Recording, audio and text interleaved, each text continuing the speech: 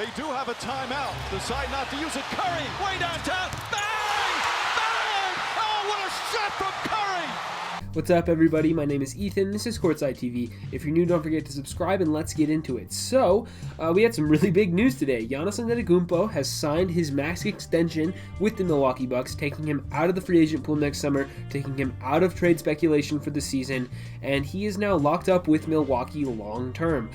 This is a massive win for small markets. It's a massive win for Giannis, for the Bucks, and I think for the league in general. I think the league was really hoping that Giannis would stay in Milwaukee because over the past couple of years, we've really established a track record of players not wanting to stay in small markets, whether that was Jimmy Butler, Paul George, Anthony Davis. The list goes on, even farther into the past, with guys like Dwight Howard and Carmelo Anthony, all demanding a trade and asking out of their current situations.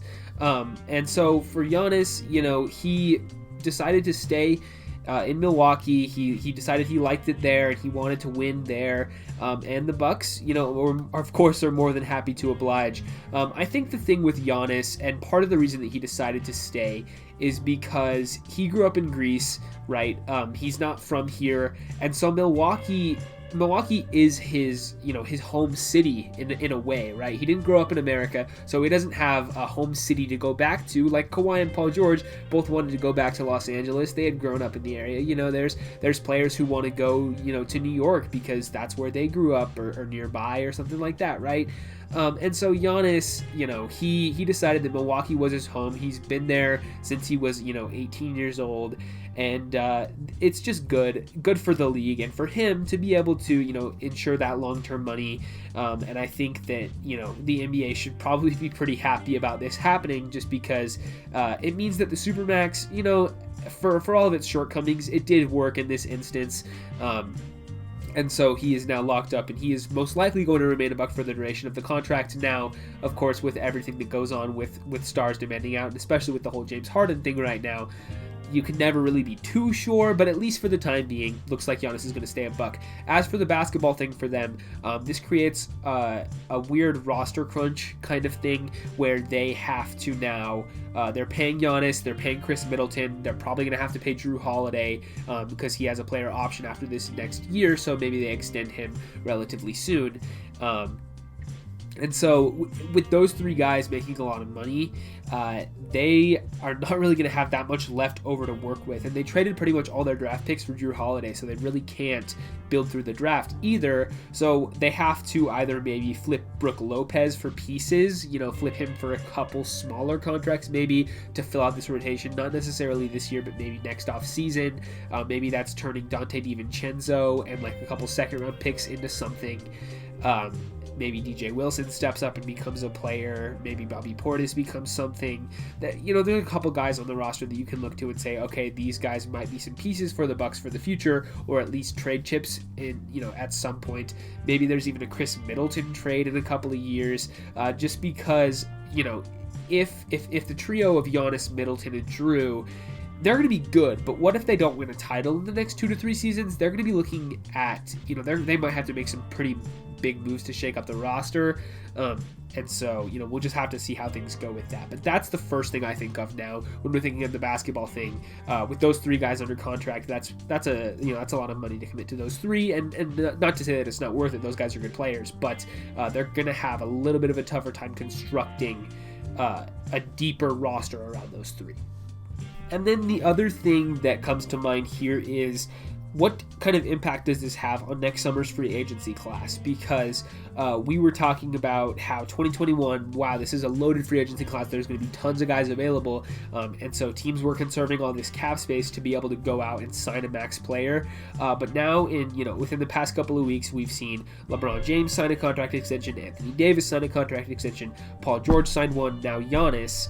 And so that is taking, those four were like the four biggest free agents. Aside from Kawhi Leonard, those were like the biggest free agents on the board for next year. So now we're kind of left with Kawhi, but, he went home to Los Angeles. So even if the Clippers, struggle again next year, who's to say he doesn't leave, because he went there for a reason. That's his home.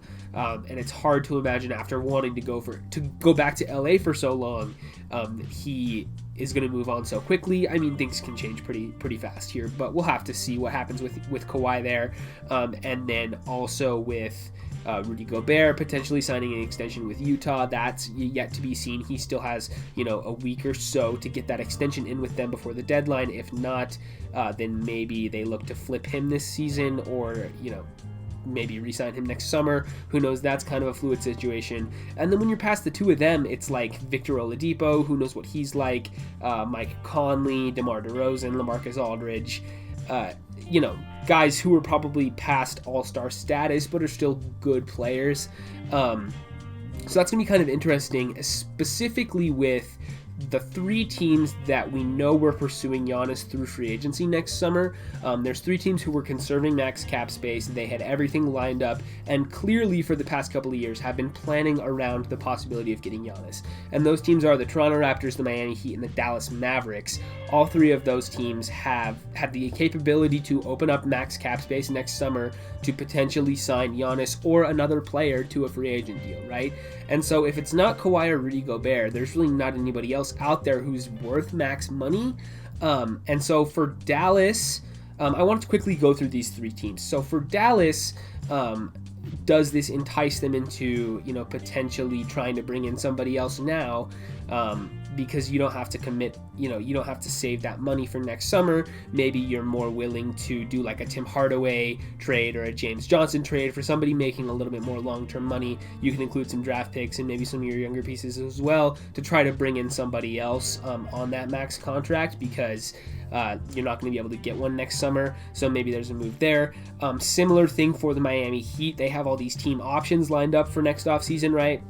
With Goran Dragic, Andre Iguodala, Myers Leonard, Avery Bradley. Does that entice them to maybe just kind of pick up those options again, maybe look into trading some of those players? Seems like they signed Myers Leonard to trade him. Iguodala, while he's obviously a good veteran, maybe he's probably not worth that price tag, so maybe you could flip him for something else. Goran Dragic, I know you just brought him back and he's a big piece for the team, but maybe you look into trading him. I don't know. It's kind of interesting what the Heat might do now, because now that they're not going to have that big free agent out there that they're chasing, maybe it's more, advantageous for them to either pick up the options on some of these players or make a trade for another star, and I'll get to that. And then as well for the Toronto Raptors, I kind of talked about this, maybe them considering trading Kyle Lowry, because if you're going to sign a max free agent, you wouldn't be able to bring back Lowry as well. So, if you're planning on doing that, maybe trading Lowry at the deadline to free up that space and get something back for him, rather than just having to renounce him in free agency to sign someone. Now that they don't have to do that, I would anticipate it's a lot more likely for them to just bring Lowry back and sign him to an extension this offseason. We'll have to see how things go there, but maybe, they re-sign Lowry, have a little more cap space for an OG Anunoby extension, or whether they still hold out hope for, a free agent to come there.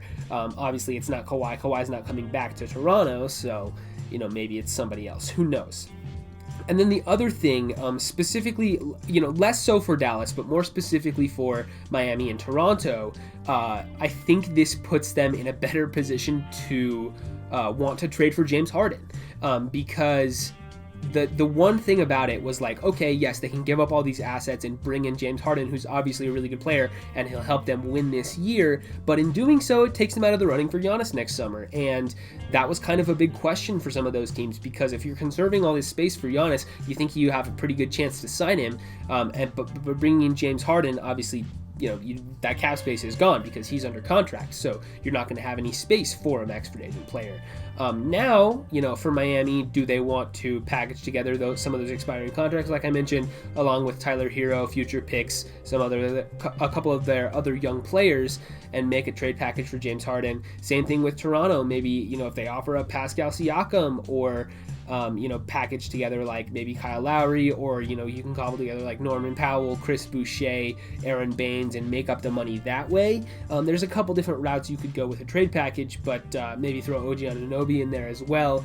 both of those teams can kind of form pretty attractive trade packages for Houston, and now that they know that they're not going to be getting Giannis next summer, they might be more willing to commit to Harden's long-term money because, once you know that you're out of the running, pivot to plan B, and maybe Harden for them is plan B. So I know that there was reports that a lot of teams were waiting on potentially offering their best package for Harden because, they were kind of waiting on Giannis's extension, kind of, sussing that out to make sure that they, knew what was going on there as to not take them out of the running. But now, you might see some teams being a little bit more aggressive in their pursuit of James Harden. And so I think this was a domino in the process for that. But yeah, just to wrap up, I think this is really, really good for the Bucks, for small markets.